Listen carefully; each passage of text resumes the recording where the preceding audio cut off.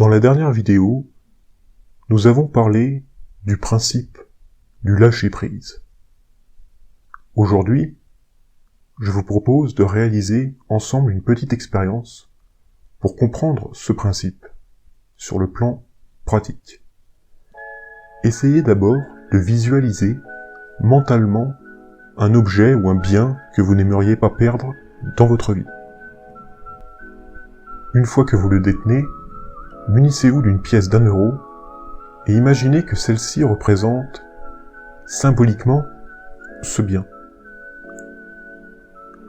Fermez votre main avec la pièce à l'intérieur pour qu'elle ne tombe pas, sinon vous risqueriez de perdre le bien ou l'objet que vous possédez. Étendez le bras, la paume de votre main orientée vers le bas, toujours en tenant la pièce. Vous remarquerez que la pièce ne tombe pas, parce que vous la tenez fermement. Vous vous accrochez à elle. Si maintenant vous desserrez le poing, qu'est-ce que vous allez observer? La pièce tombe. Alors vous avez perdu votre bien. Ceci n'est pas du lâcher-prise, mais un abandon. Continuons l'expérience. Si vous étendez le bras en tenant la pièce, vous gardez votre bien. Mais maintenant, tournez votre main de l'autre côté, la paume vers le ciel. Puis relâchez et ouvrez la main. Vous conservez votre bien sans le moindre attachement.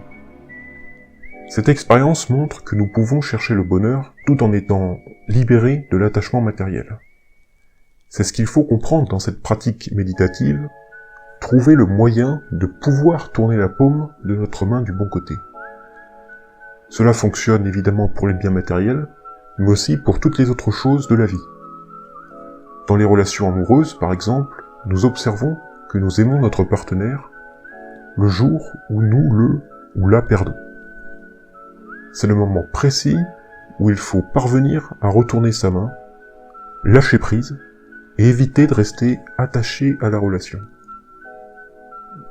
Nous croyons que si nous restons accrochés à cette pièce de monnaie, qui ici symbolise la relation, le bonheur reviendra. Mais c'est tout l'inverse, il n'y aura que de la souffrance à la clé. C'est souvent cette erreur qui nous rend maladroits. Pour conserver le bonheur en toutes circonstances, il est essentiel d'apprendre à lâcher prise. Ne jamais confondre l'attachement et l'amour. L'amour mène à l'amour, l'attachement mène au souvenir de l'amour. Cela est valable pour tout.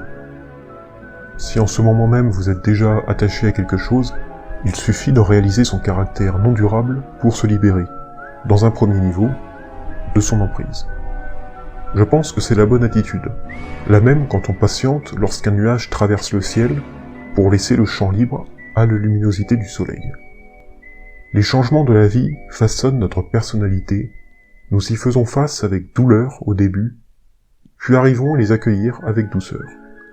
Nous pouvons ainsi aider les autres et à développer de la compassion face aux difficultés d'autrui. Nous pouvons les aider en leur montrant le chemin de la liberté qui passe par le lâcher-prise.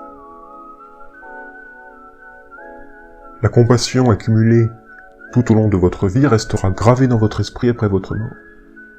Nous verrons cela ensemble plus tard. Voilà sans doute l'un des sens les plus importants de la vie.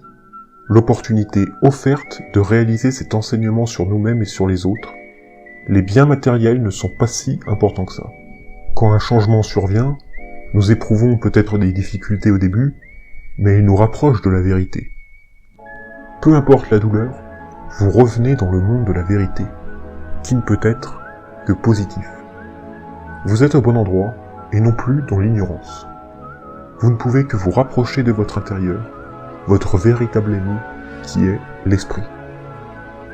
L'expression plus commune qui nous est tous familière, tomber pour revenir plus fort. Si une personne vous fait du mal, n'oubliez jamais que cela ne fait que vous renforcer.